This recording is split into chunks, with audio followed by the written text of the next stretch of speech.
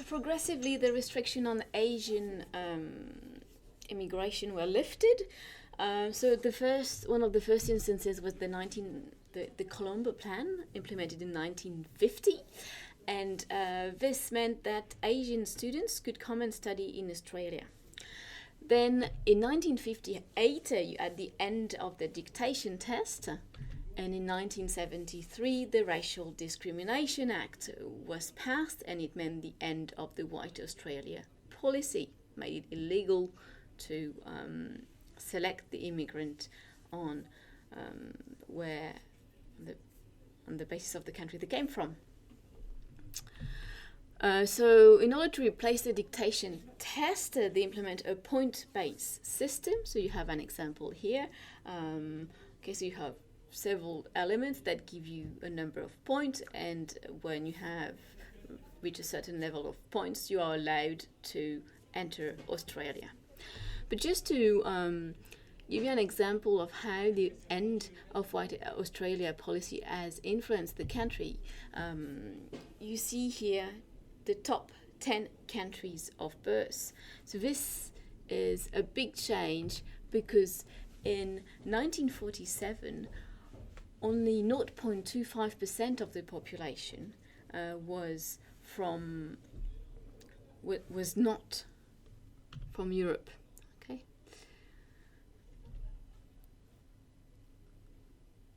And you see here how diverse the country of birth of people in Australia are. You have about 28% of the population in Australia that is born abroad. And you see that in the top 10 countries of birth, you've got China, you've got India, Philippines, Vietnam, Malaysia. Okay. This is also reflected by the number of languages spoken at home. You see here, for instance, the increase of the Mandarin. And so today you have a policy. So it's not just the fact that the population is diverse, but you have a policy of multiculturalism, which means that you have some obligation. You're committed to Australia, you're committed to its interests, you respect things like the rule of law, l'état de droit, tolerance, parliamentary democracy, things like that. You respect the right of others to express their views and values, and you have a right to express your cultural identity.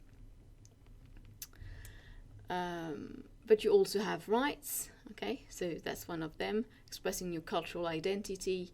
You have the right to be treated equally, and also there's this notion of economic efficiency, which means that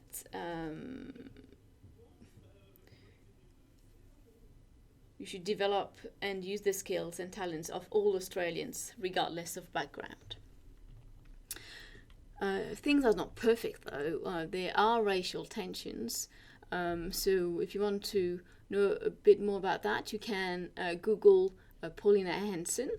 But I'm just going to give you an example here of racial tensions, like the Cronulla riots. That happened in 2005. Where there was an incident involving lifesavers who were attacked by young people from the Middle East, and afterward there was retaliation from the rest of the population.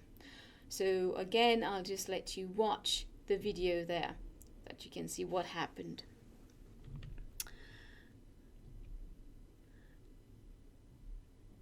Okay, so that was a period of tension with 9/11. The option of the Pacific solution, it means that all refugees were sent to Ireland close to Australia while the refugee status was being processed. And honestly, that's one of the main problems in Australian immigration policy today, how they treat refugees. You have a division there about the humane or the lack of respect of human rights on these islands. So you have an example there of Nauru, Nauru,